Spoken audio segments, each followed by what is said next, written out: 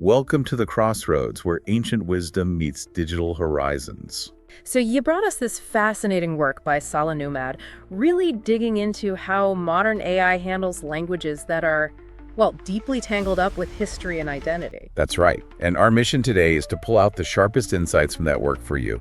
We're looking at what happens when algorithms meet culture. And it all kicked off with this one kind of amusing but really revealing failure. Yeah, exactly. Nomad, he's based in Zar El Kebir, and he decided to test a large language model, one of the big ones, against his grandmother's dialect. That's the Jbala-Andalusian Darija. And right off the bat, the results were weird. He asked it to translate something simple, involving bocadillo for sandwich and never for fridge. And this super powerful AI spits back little mouth for bocadillo and snowfield for never. Snowfield. It's funny, but like you said, revealing. Totally. And that specific failure, that's our starting point. It makes you ask, why did these massive algorithms trained on just, unimaginable amounts of text stumble so badly with a language that's basically a living, breathing record of centuries of Mediterranean exchange? Okay, let's dive into that. First, maybe set the scene a bit more. We're talking Northern Morocco, right? The Jbala region. Yeah, right around the Strait of Gibraltar. Yeah. And this dialect, this Darija, which is the everyday Moroccan Arabic, it's this incredible mix. You've got classical Arabic, sure, but also the indigenous Amazigh language, and a whole lot of Castilian Spanish woven in. And Nomad has this term for it, straight consciousness. Exactly. He argues the dialect doesn't really care about modern borders. It reflects that constant back and forth across the water, people, goods, ideas, for hundreds and hundreds of years. It embodies that flow. Huh. So the language isn't just about the history of the strait, it sort of is that history, but how does that actually show up, like in the way it sounds or the words people use? Oh, absolutely. It's right there in the anatomy, the structure of the language. Wow. Let's start with the sound itself, the phonetics, because the sounds carry history. Okay. Take the guttural GA sound. In this dialect, it's often pronounced deeper, maybe softer, than in some other North African varieties. Wait, so specific sounds? You can actually trace them back, like linguistic archaeology? Pretty much, yeah. Linguists who specialize in this area, they've linked that particular G sound back to the Arabic spoken way back in 9th century Cordoba, Al-Andalus. No way. Seriously. It survived the Reconquista, the expulsion. People carried it back across the strait. It's an accent that's literally over 1,000 years old. That is genuinely incredible. What else? You mentioned the R sound, too. Yeah, the R is often this really percussive rolled sound. Yeah? Much more intense than, say, an English R. And that tells a story, too. Definitely. You can almost hear echoes of Andalusian culture in it, maybe like the Cante Jondo, that deep flamenco singing, or perhaps the rhythms of Amazigh mountain chants. It absorbs the soundscape. Blech. And then underneath it all, you've got the Amazigh foundation. Like the word for dog, kelb, in standard Arabic can become something closer to chelp. That soft that's a linguistic fossil from the original Amazigh spoken there. So ancient Cordoban sounds, Amazigh roots, Spanish musicality, all blended together. Okay, if the sounds are that layered, the vocabulary must be a nightmare for an AI. Nomad called it lexical alchemy. It really is. The source talks about the Spanish gold, words that are just part of everyday life, like cocina for kitchen, never for fridge, playa for beach. But these aren't new words from tourism. Not at all. They're adopted kin, as Nomad puts it. They've been part of the family since maybe the 15th century, fully integrated. Yeah. And they sit right alongside really old Amazigh words like ashnu for what, or tasa for liver. Okay, so sounds, words. What about the grammar? How sentences are put together? Does that reflect the culture too? Totally. Nomad calls it zellage thinking. You know those intricate Moroccan mosaic tiles, zellage, where lots of different pieces make a complex pattern? Yeah, beautiful stuff. He says the grammar works like that. It reflects a worldview built from diverse fragments. For instance, the prefix for present continuous tense, usually ka in North Africa, often softens to ra here. So instead of karakul, you might hear rakul for you are eating. Subtle shift, but the example that really got me was the double negatives, like my galtish nunca. Right. I never aired using the Spanish nunca, never, right after the Arabic negation makash. That sounds like it should be wrong grammatically, but it's not. Nope. It's deliberate. It's for emphasis, almost poetic. It carries this historical weight, a kind of resilience. It's saying, not only did I not err, I never erred, period.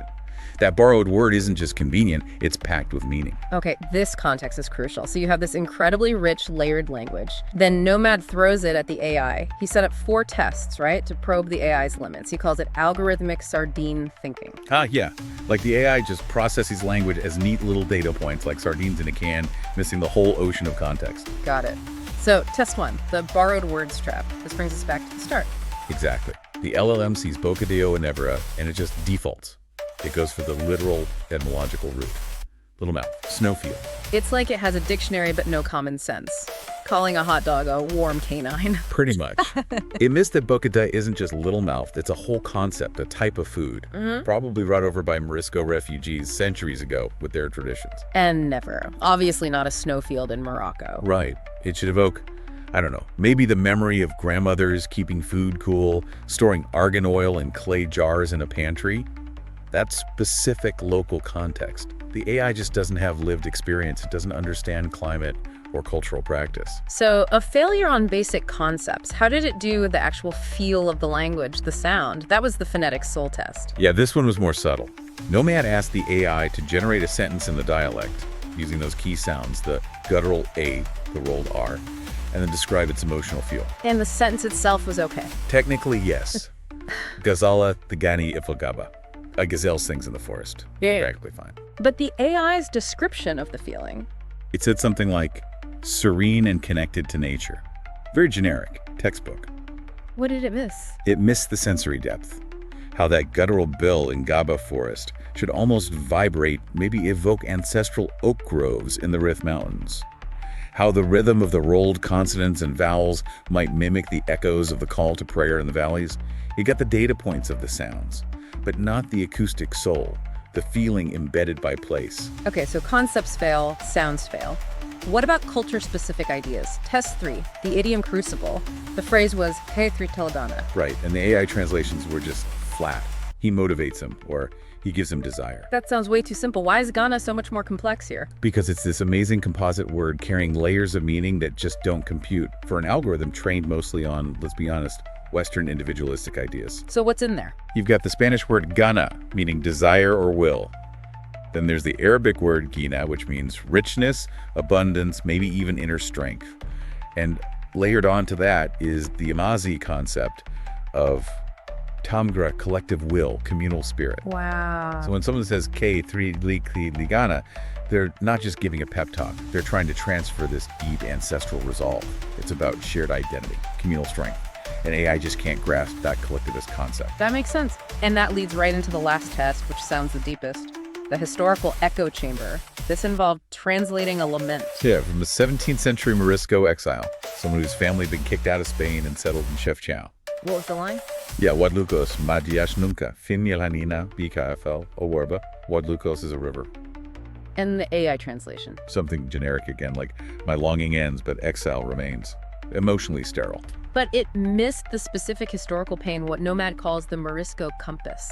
Completely. Yeah. Hanina here isn't just vague longing. It's the specific ache for Granada, for the Alhambra, for the lost homeland. And that double negative, again, Matbios nunca, don't ever change, don't ever betray. It's not just emphasis this time. It's more. It's a direct linguistic scar tissue from the trauma of the 1609 expulsion decree. Using that Spanish nunca reinforces the Arabic negative in a way that screams defiance and memory. It's history encoded directly into the grammar. The language is the trauma and the resilience. Okay, so pulling all these tests together, it seems like there are fundamental things AI just bumps up against with a language like this, things that aren't just data. Exactly. Nomad sums it up using the idea of the olive tree oracle, wisdom that needs time, roots, context, things AI doesn't have. And the first big wall seems to be that lack of physical experience, the embodied memory gap. Right. AI is disembodied. You can define Rieta, wheel, but it can't feel the bumpy vibration of wooden cartwheels on Chefchaouen's cobblestones. It can't smell the olive wood smoke from the bread ovens. For us, language lives in our senses, our bodies, our environment. AI has none of that.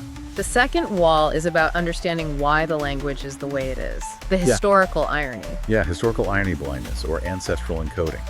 For an AI, history is a timeline of facts, dates, events. For the people speaking this dialect, history is embedded in the syntax. That word nunca isn't just a borrowed word. It's preserved precisely because it signifies centuries of holding on or remembering broken promises. It's a tiny linguistic monument. And the third one ties back to geography. You mentioned straight consciousness earlier. Nomad calls this kinship grammar and altitude algorithms. It's fascinating. The dialect actually changes depending on where you are. How so? Well, in coastal cities like Panjir, with more maritime trade and interaction, you find more recent Spanish loanwords. But head inland, up into the Jbala Mountains, and the language preserves more of the older Amazigh structures, more foundational verbs. The environment shapes the language. So the language literally shifts with the altitude and the connection to the sea. That's wild. It's like an altitude algorithm, but one written over generations through intermarriage, shared history as whole roots. It's about how community and place influence how you speak. You can't code that. It's lived. Which brings us to a really critical point. Nomad raises this language, this heritage, is fragile. It is. He cites a recent study, 2023, from the CNRPS. It found something like 72% of young people in Kir El Kabir now use the French word cuisine instead of the traditional Jbala word cuisina. And the AI, it just sees that as data changing. Exactly. For the AI, it's neutral, just a shift in word frequency. But Nomad points out, for the community, each loss like that is like a tile falling off their unique cultural mosaic, their Zellige identity. It's erosion. And that's where the call for slow AI comes in, thinking carefully about integration, not just replacement. Precisely. We need tech that understands, or at least respects, the human cost of linguistic and cultural change, not just accelerates it blindly. The machine just doesn't get the emotional weight. So when you step back from all this, what's the big takeaway for us? It sounds like the AI's failures are actually the most interesting part. They really are. Nomad argues they act like a flawless mirror. The AI's inability to grasp this language doesn't show the AI is useless. It reflects back to us the incredible depth, complexity, and resilience of human culture and embodied history. So it doesn't replace us, it highlights what makes us unique. Yeah. This dialect isn't just talking. It's, like Nomad says, encrypted history, embodied geography, and a love letter between shores, passed down through generations. And that little glitch, that jump from fridge to snowfield, you actually find the richness of the human story. Beautifully put. And Nomad's final thought, his conclusion, isn't about making AI perfect translators of everything. It's about recognizing the value in what can't be perfectly translated. The untranslatable spaces. Exactly. And maybe the challenge for you listening right now is to think about that in your own life. Is there a word, maybe from your family's heritage or even from your job or passion, that just loses its soul when you try to translate it? That little bit of friction, that thing that doesn't quite fit. That's where the real meaning, the core of identity, often lives. Those are the spaces we need to pay attention to and preserve. May your roots grow deep and your signals travel far.